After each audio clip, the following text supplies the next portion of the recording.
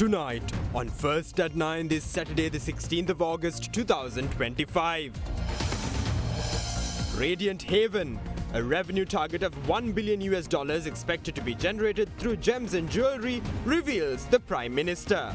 A 24-hour gem and jewelry showroom to be set up at the Port City premises, says Minister of Industry and Entrepreneurship Development. Mixed signals. Ceylon Electricity Board records profits worth 5.31 billion rupees in the 2025 June quarter. Meanwhile, 20% of CEP engineers leave the island for employment overseas. Balanced progress. Opposition leader hails the social democratic middle path as Sri Lanka's saving grace. Claims the country needs inclusive economic growth that spreads far and wide. Economic momentum. July purchasing managers' indices indicate improvements in both manufacturing and service activities. Asian Paint Causeway Aquasafe මිලදී ගෙන LED TV run voucher ඇතුළු තවත් හැකි රසක් දිනා ගන්න. This is Ada Derana First at 9. Live from Studio 24 in Colombo. Good evening and welcome to Ada Derana First at 9. I'm Aditya Drisingha joining you live with the latest in Sri Lanka and around the world. Brought to you by the only Sri Lankan media network to rise to the pinnacle across all media platforms, recognized as the best by every survey and beloved by the people. Now on your top story tonight, Prime Minister Dr. Harani Amarasuriya reveals that the government has set a revenue target of $1 billion expected to be generated through the gem and jewelry industry by the end of the year. Dr. Amarasuriya made this claim during an event in Ratnapura. Speaking at the same event, Minister of Industry and Entrepreneurship Development Sunil Handunethi notes that the Gem and Jewelry Showroom of International Excellence will be set up at the Port City premises. International Gem and Jewelry Exhibition Gem City Ratnapura 2025 was declared open yesterday by Prime Minister Dr. Harani Amarasuriya and Minister of Industry and Entrepreneurship Development Sunil Handunethi. The exhibition, which aims to bolster the brand presence of Sri Lanka's gems and jewelry worldwide, is expected to conclude tomorrow. Our aim is to show the world the real value of Ceylon gems. In the recent past, we were not able to meet the export revenue we anticipated. However, we are inching closer to our target this year. We expect to generate $1 billion in revenue by the end of the year. We were able to generate revenue amounting to $123 million over the past 6 months. Comparing the figures with those of the previous year, it is clear that the revenue out of the gem and jewelry industry alone has increased by 27%. Our knowledge and skills must be showcased at the international level. We expect to realize that ambition soon. Within the space we are entitled to within Port City, we have requested a showroom dedicated for gems and jewelry, expected to operate around the clock. Once these requirements are fulfilled, we will be able to achieve great heights. In the past, the political authority had a firm grasp on gem mining. The incumbent government has eliminated the biggest impediment to gem mining. That impediment is political interference. We have bolstered the rights of those engaged in the gem and jewelry industry. Many of our finest gemstones have come from the Sabaragamuwa province, particularly Ratnapura, which, as we all know, is known as the city of gems. Yet, we must ask whether Ratnapura has received the global recognition this heritage deserves and whether it lives up to its reputation and prestige as the city of gems in Sri Lanka. A large proportion of Ratnapura's population is engaged in the gem industry, from mining to lapidary work and heat treatment. Their skills have contributed significantly to the national economy through the production of high-quality gemstones for export. However, export revenue from gems and jewelry has yet to reach its potential. Inconsistent policies, as in many other sectors, has affected the gem industry as well, and this has hindered the growth and development of this sector. Our government is committed to creating stable conditions and has set an ambitious target of $1 billion in export revenue for the sector. We are also strengthening links with international gem and jewelry associations in the USA, China, Thailand, India, and Switzerland to reinforce Sri Lanka's standing in the global market, building on the success of the inaugural event in 2024. This year's exhibition features over 90 stalls offering the finest of Sri Lanka's gems. It is both a platform for trade and a step toward establishing Ratnapura as the world gemstone hub. This is our ambition, this is our plan, and have no doubt we will get there. රුපියල් 8900ක මාසික වාරිකයකට brand new TVS X100 යතුරු පැදියක් ගන්න. Now, in a bid to improve the effectiveness of the public service, a special workshop on the use of artificial intelligence was held yesterday at the Temple Trees for the government's executive officers. The program, titled AI for Transforming Public Service, was organized by the Minister of Digital Economy with the support of the Presidential Secretariat. The workshop was attended by executive officers from 10 ministries, including the Prime Minister's office and the Cabinet office. The keynote address was delivered by Senior Advisor to the President on Digital Economy, Dr. Hans Vijayasuriya. Board member of the Information and Communication Technology Agency of Sri Lanka, Harsha Purasinghe, and other officials attached to ICTA were also in attendance. The objective of the workshop was to raise awareness and prepare government officials as an initial step in realizing the state's digital transformation vision. The program also seeks to foster a positive attitude towards artificial intelligence within the public service.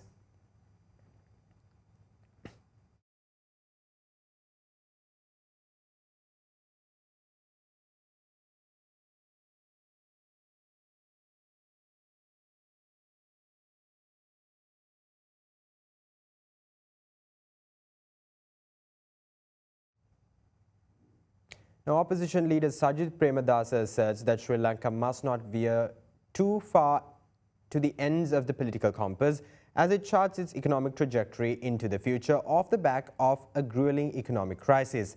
The opposition leader hails the social democratic middle path as Sri Lanka's saving grace and claims that the country needs inclusive economic growth that spreads far and wide.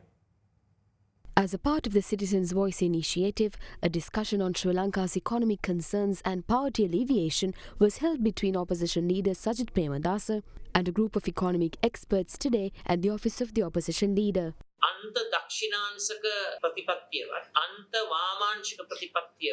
Far right and far left policies are not suitable for Sri Lanka. The social democratic middle path is the most suitable direction for Sri Lanka. This path encompasses the good of both right-wing and left-wing ideologies. We must also keep in mind that trickle-down economics is not the most suitable approach for the ailing Sri Lankan economy. Therefore, we must not let market forces of demand and supply determine prices by themselves. If we let demand and supply determine the allocation of resources, as espoused by right-wingers, the economy might grow, but the gap between the haves and the have-nots will continue to rise. We will not endorse such an economic model since it is not in the interest of Sri Lanka. We need inclusive economic growth. We need prosperity to spread itself across the country. Only a social market economy and a social democratic middle path can guarantee that kind of growth.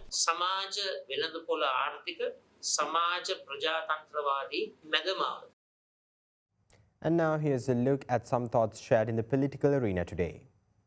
The incumbent government used to criticize every single development project pioneered by previous governments. Those criticisms extended to the development of ports and highways. They have no idea what true development initiatives are. The same government which used to only complain in the past now farcically celebrate trivial development initiatives and tout them out as great investments. We must use this opportunity to reflect on the government's conduct in the past. එක බොරුවක් කියලා ආයෙ sorry කියන්න පුළුවන්. බොරු කියනවා sorry කියනවා තමයි මේගොල්ලන්ගේ වැඩ. ඉතින් ඕක කරනවා යරෙන්න වෙන මොකුත් නම් ඒගොල්ලන්ට කරන්න පුළුවන් කමක් ලැබෙන්නේ නැහැ. මේ ආණ්ඩුව හොල්ලන්නවත් හම්බෙන්නේ නැහැ. තුනෙන් දෙකක් කරන් ගෝඨාභය මහත්තයා බලයටපත් වෙනවා. තුමාට අවුරුදු දෙක යනකොට ප්‍රශ්න ආවනේ. ඉතින් මම හිතන්නේ මේ ඔක්කොම තියෙන්නේ ආර්ථික තත්ත්වය. රටේ ආර්ථික තත්ත්වය හොඳ නම් ආණ්ඩුවක් කාලාන්තරයක් ගමන් කරයි. මම දැක්කද වාර්තාවක් ඇවිල්ලා තිනවා UN එකේ human rights එකෙන්. The UN Human Rights Office has issued a report on the country's economy. The report states that poverty has doubled. Malnutrition among children below 5 years has also doubled. According to the report, Sri Lankans starve as the cost of living continues to rise. The survey outlines that household income have plummeted while poverty has risen. These assertions were not made by the SLTB. These assertions were made by the Human Rights Council,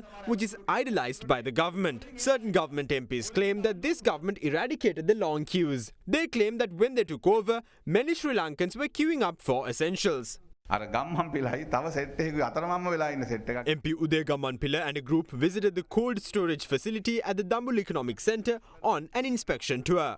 They inquired if the import of vegetables can be stopped if this facility is fully operational. Their ignorance on Sri Lanka's consumption statistics is appalling. Driven by similar ignorance, they have filed a no-confidence motion in Parliament. That motion was filed against a Deputy Minister. There is no point in filing a no-confidence motion against a Deputy Minister. He is not a Cabinet Minister bearing collective responsibility. The no-confidence motion might as well be filed against an ordinary Member of Parliament. I think the opposition has run out of things to do.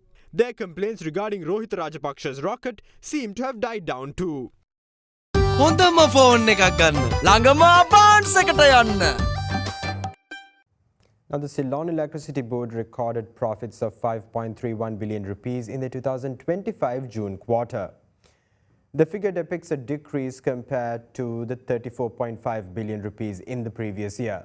The June 2025 quarter revenues were down 33% from a year ago to 98 billion rupees. In the meantime, cost of sales were down 16% to 91.6 billion rupees, while gross profits were down 81% to 7 billion rupees. Meanwhile, the CB spokesperson Dhammika Vimalratna reveals that around 20% of CB engineers have left Sri Lanka for overseas employment opportunities.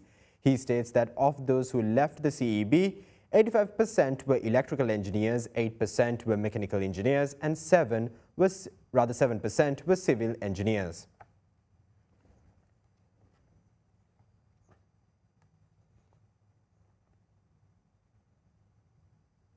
Now, in some tragic news, a devastating head-on collision between an SLTB bus and a private bus heading in opposite directions injured 22 while tragically claiming the life of one. The deceased was revealed to be the driver of the SLTB bus, which veered off the road and sustained severe damage after initial impact with the private bus. According to preliminary investigations, the now deceased SLTB driver's negligence is suspected to have caused the fatal accident. At around 6 a.m. today, a Sri Lanka Transport Board bus collided head-on with a private bus travelling on the Pothuwil Vallavaya main road in Valliaya Monoragala. According to reports, the SLTB bus was travelling from Damagala to Monoragala during the time of the accident, while the private bus was heading in the opposite direction. After the initial impact, the SLTB bus veered off the road and sustained severe damage.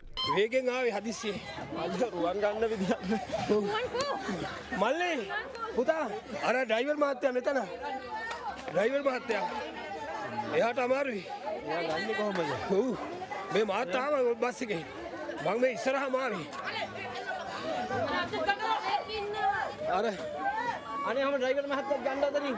A total of 23 individuals on board both buses at the time of the accident sustained injuries and were promptly admitted to the Monoragala District General Hospital for treatment. According to hospital sources, 13 women, 6 men and 3 children were among the hospitalized. The driver of the SLTB bus, who was also among the hospitalized, succumbed to the injuries while receiving treatment. The deceased was identified as a 32-year-old resident of Tambagala. Preliminary investigations have uncovered that the accident was caused by the negligent driving of the SLTB driver. The Monoragala police are conducting further investigations into the matter. Meanwhile, 2 other motor traffic accidents were also reported from Gaul and Matale. The accidents, which took place last night and this morning, claimed the lives of 2 motorcyclists.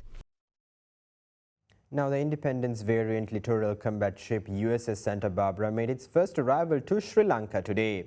Speaking to the media, U.S. Ambassador to Sri Lanka Julie Chung says the visit of USS Santa Barbara to Sri Lanka represents the strength of bilateral partnerships between the U.S. and Sri Lanka and their shared commitment to a free and secure Indian Ocean. The Independence-class littoral combat ship USS Santa Barbara made its first arrival to Sri Lanka this morning. The visiting US ship was welcomed by the Sri Lanka Navy in accordance with naval traditions.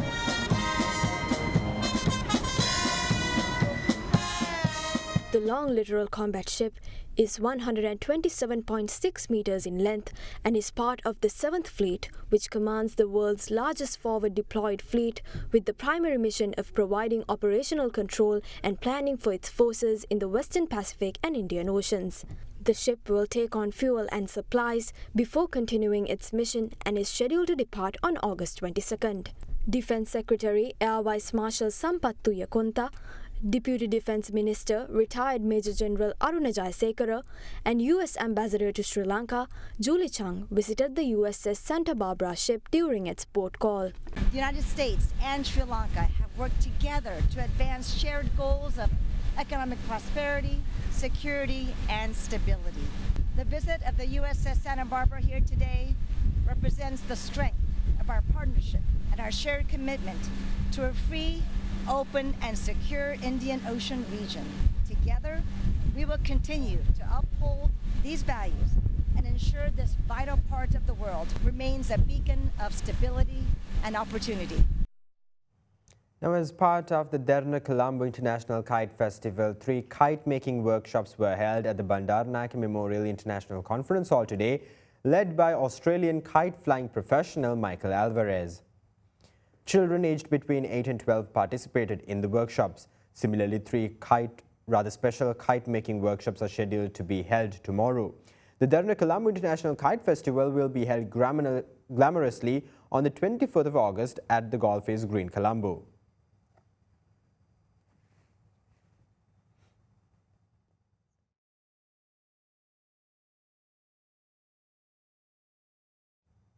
With that, here's a look at more local news across the island in brief. The Postal and Telecommunications Officers Union, together with the United Postal Trade Unions Front, announced an island-wide strike action from 4 p.m. tomorrow. The strike is being launched over 19 key demands, which include the payment of overtime allowances for postal officers and opposition to the directive requiring officers in administrative and accounts officers to record attendance through fingerprint machines. However, services at the 3,354 sub-post offices across the country will continue without disruption. Meanwhile, the Sri Lanka Muslim Congress says that it stands in full solidarity with the hartal announced by the Ilangai Tamil Arasu Katchi on Monday as a peaceful protest demanding justice and accountability over the recent death of a 32-year-old in Mullatiu. Issuing a statement today, SLMC Secretary MP Nizam Karyappa claimed that the government's inability or unwillingness to hold its armed forces accountable for such grave crimes has eroded public trust and endangered the lives of innocent civilians. The SLMC called upon Muslims across the north and east to join this collective stand by closing their shops and businesses at least during the morning hours of Monday. In other local news, a former member of the Sitawaka Pradeshya Sabha was ordered to be held in remand custody until the 29th of August. The suspect was arrested for allegedly threatening, verbally abusing and assaulting police officers at the Padukka police station while protesting the arrest of a motorist involved in a car accident. The incident occurred last evening after a 3-wheeler and a car collided in the Mavatagama area of Padukka. Following the accident, Padukka police officers arrested the driver of the car, which was also taken into police custody.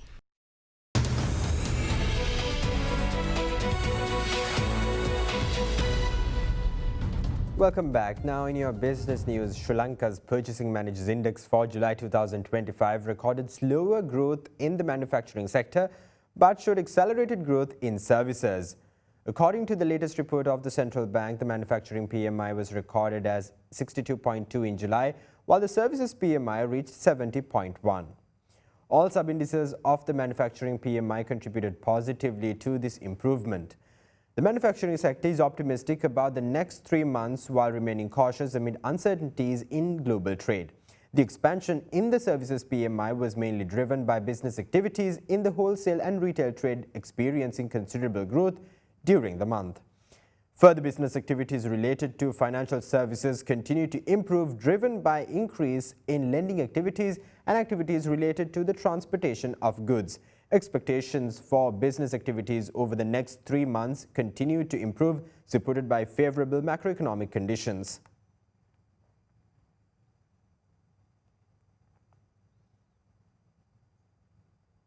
Now, Governor of the Central Bank of Sri Lanka, Dr. Nandalal Veerasinghe, encouraged investors to seize emerging opportunities, anticipating an imminent upgrade in the country's sovereign credit rating from CCC positive to B. Addressing a forum in Singapore recently, the governor shared an optimistic economic outlook, affirming that Sri Lanka is on track to meet its IMF reserve target of $7 billion by the end of the year. how feasible you think an upgrade to B1 rating by 2027? By the time we should be anyway in the B grade, I'm sure. Why we are in a triple C grade is mainly because of the not completion of the small part of Sri Lankan airline debt, government guaranteed. I'm sure government is working hard to complete that. Once that is done, then we are set to move up in the B grade. This depends on the progress. I think we can go fast. If we make the same progress like we had done last 2 years, and this is not a challenge. Accessibility to the global market to borrow is one of the options. It is always good to keep that open, readily available for us at any point in time we can access. That is really a good thing. And parallelly, we are doing the other things as well, expanding our exports, and they try hard to increase the revenue from tourism and foreign remittances and the foreign direct investments, so the specific targeted investments likewise, even bilateral the borrowing. So we have different options as well. We utilize the opportunities wisely without destabilizing the present situation and providing guarantees for the investors. FX reserve accumulation has slowed in recent months. What is the reason? How confident are you that reserves will reach the IMF target of $7 billion by the end of the year? Definitely we will reach about 7 billion end of this year. Obviously there has been some slowdown because we started repaying some interest payments, some foreign currency debt obligations, local banks. Although we have been increasing not at the same pace like last year when we had suspension of the service. We are building, including with servicing government all external debt obligations and all foreign currency debt obligations to the local banking sector, that they had this thing. So while doing that, improving this is to me is an achievement. Well, when will the Central Expressway be completed? We try level best to finish it soon. The first part, the Kadawatha, the Mirigama one, was stalled. The loan that had been used in the past was not adequate as of now. We need to get more funding. The negotiations have been finalized with Exim Bank. We may have to find more extra financing as well. Now the government is ready. In case if we would not find the additional funding, we are going to use the money from the consolidated funds. In addition to the Central Expressway, we channel all the capital investments to other infrastructure as well. The airport expansion project, that is a key investment. Think all the aspects to channel the available money for infrastructure from big to small that goes down to the grassroots level. So within this year, we try to at least the big projects to start. Now in your international business news, US retail sales rose 0.5% in July, driven by strong demand for motor vehicles and supported by online promotions, with June's figures also revised higher. Sales increased 3.9% year over year, with gains across most categories including clothing, furniture and sporting goods, though some of the growth reflected tariff-driven price increases. Auto sales were boosted by a rush to purchase electric vehicles ahead of expiring tax credits, while restaurant and bar sales fell, signaling potential pressure on household finances. Core retail sales, a key measure tied to GDP, also rose 0.5%, suggesting consumer spending remains resilient despite a softer labor market. Manufacturing activity showed signs of strain, with factory output stalling in July as tariffs and supply chain disruptions weighed on production, raising risks of further weakening in the months ahead.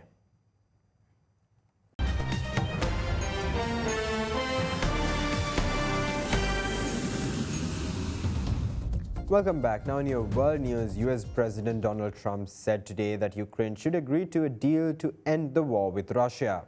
The US president justified his position by claiming that Russia is a very big power while Ukraine is not.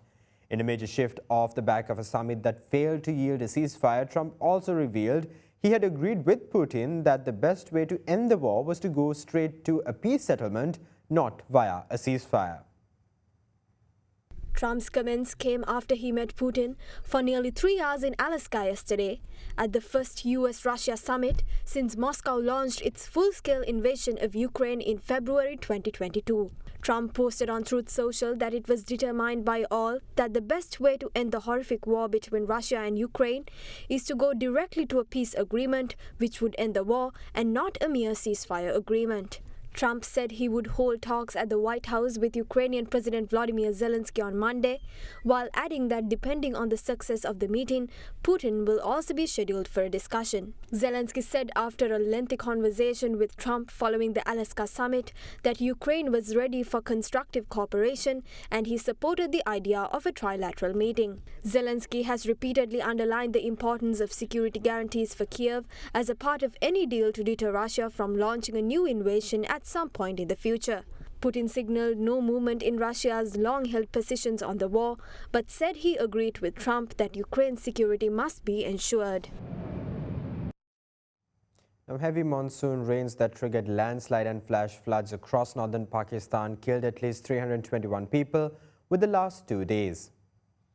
Most of the deaths, 307, were recorded in the mountainous Khyber Pakhtunkhwa province in northwestern Pakistan, with another 5 killed in northern region of Gilgit-Baltistan and 9 in Pakistan-administered Kashmir. At least 23 others were injured. The Pakistani government said a helicopter on a rescue mission in the flooded province crashed due to bad weather, killing all 5 crew members. In Indian-administered Kashmir, meanwhile, rescuers continued to search for survivors under boulders and debris yesterday, a day after sudden floods triggered by heavy rains killed at least 60 people and left 200 missing. Gushing mudslides and floodwaters inundated the village in Chisoti on Thursday, washing away pilgrims who had gathered for lunch before trekking up a hill to a popular religious site.